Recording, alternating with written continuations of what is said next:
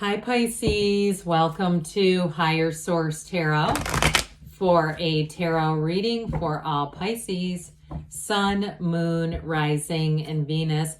Happy birthday to anybody who's celebrating if this is your sun sign. As we start off Pisces season here, I hope you're just feeling the love and the energy around you.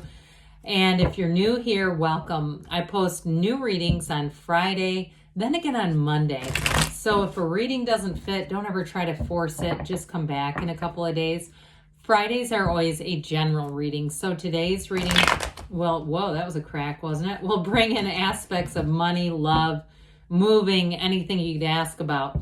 Mondays are a different style every week, so you're just going to have to come back to see what those are about. And just a quick reminder, I'm reading the energy of the cards, but we all have free will. So the tarot is your best friend who always tells you the truth, whether you want it or not. So you can see a projection, and you could change something in your life. You could make different choices. So just keep that in mind. And let's see here what the cards have to say for you, Pisces. What advice do you have for Pisces? Sun, Moon, Rising, and Venus. What does Pisces need to know, please, for the best and highest good of all concerned with Pisces? All right, we're going to let that come out. I feel like somebody here's learned a lesson. That Queen of Swords came flying out, didn't it? All right, we have here the Eight of Swords, the Queen of Cups, the Six of Wands, great card, King of Wands, interesting, 8, 9 of Swords, the Knight of Wands, the Two of Wands, the Empress here. And I do want to take this just because it's sitting on the bottom of the deck, and I just feel like there's something about this. You've got a new cycle here. The World is one of the most powerful cards in the deck. I don't always take the shadow cards. I will if it's you and your own sign, but I also too, when we have something like the World, the final major arcana, it's a change of place, it's a change of perspective for some, but it is nirvana. Okay, this is when we talk about the World, it's new doors opening for you. So somebody here, you've got great communication. You've got a lot of fire energy here, which you might say, well, not always my favorite energy, but it is action energy. You've got water, and we've got a little bit of earth with the Empress, and we do have air as well. So with this Queen of Swords, it comes out to say you've learned a lesson. You've learned that lesson well. Remember that one with the Madonna, live to tell? I do feel like with this, so it's always a positive indication. The Queen of Swords is here to bring clarity, but also information that helps you. It's helpful information. Now, in a relationship, you have somebody here who is head over heels for you. And if you're in a relationship, I don't see it ending anytime soon, especially with this. I mean, we start to pull this together. This is being surrounded in pure love. Now, if you had a difficult year or you went through something difficult, because I get somebody, either a difficult breakup or a loss of a loved one, I feel like this energy is just enveloping you, whether it's coworkers or people around you, friends, people that you just, they're aware of it. And I feel like they send you a lot of love, okay? Whoever's needing love and light, I do feel like you're getting it sent your way. But with this Eight of Swords, it may be a residual after effect. And some of you too, it may be also that place, that standing at the precipice of change, saying, this is going to be my year. This is when I'm going to let some old things go. I'm going to move free. And if it's also too, because this is, a self-bondage, okay? And so it's a self-imposed prison. It's oftentimes too much thinking. And so I feel like somebody here will get into a spiritual quest this year. You may have already done it. Maybe a little Eckhart Tolle. I know Hay House is having some kind of a conference in May in Tampa that's got a ton of a slew lineup of fabulous spiritual teachers and people that have written a lot of books about spirituality and different things like that. So I do feel like for somebody here, you're going to be on this path where you're really going to let go of some things that have been holding you back. And it may be more limitations that have been put on you, self-imposed, we say, but even in terms of bad relationships that you've been through or work situations that were a hostile work environment, I don't see you sticking around in that. If you're in it right now, I feel like you're going to have a tipping point. So this Queen of Cups comes in to, yes, surround you by love, but it's also very intuitive energy. So trust your instincts, trust your intuition.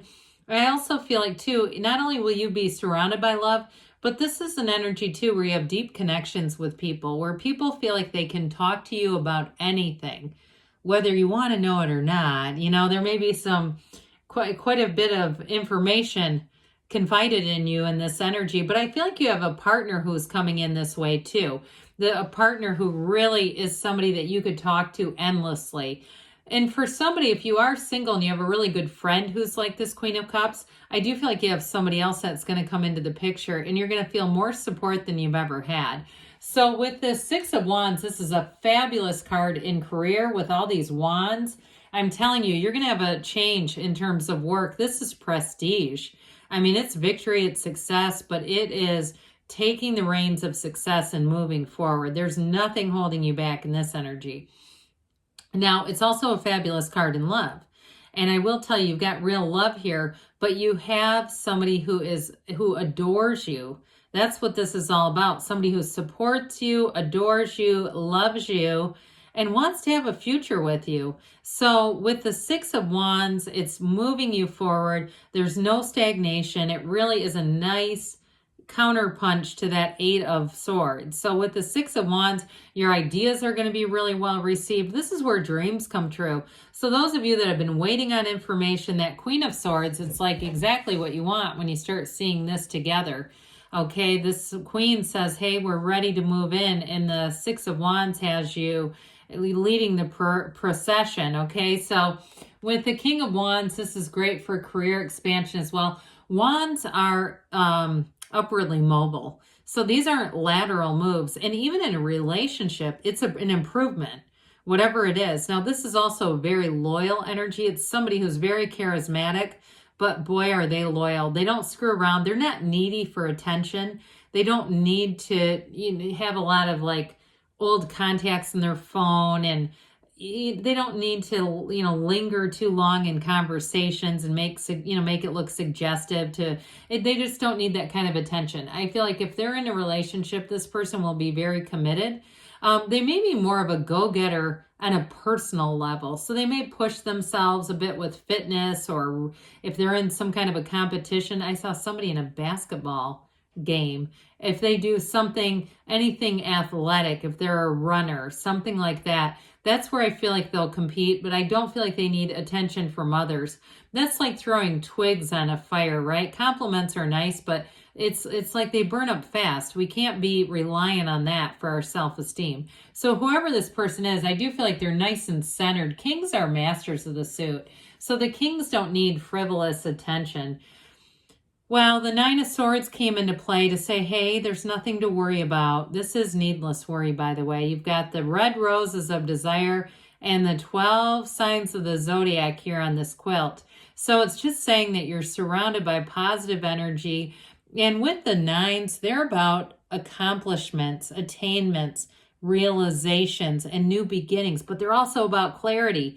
So with this, it's like the Queen of Swords is trying to explain something here, saying, hey, take your head out of your hands. Everything's going to be okay, and here's why.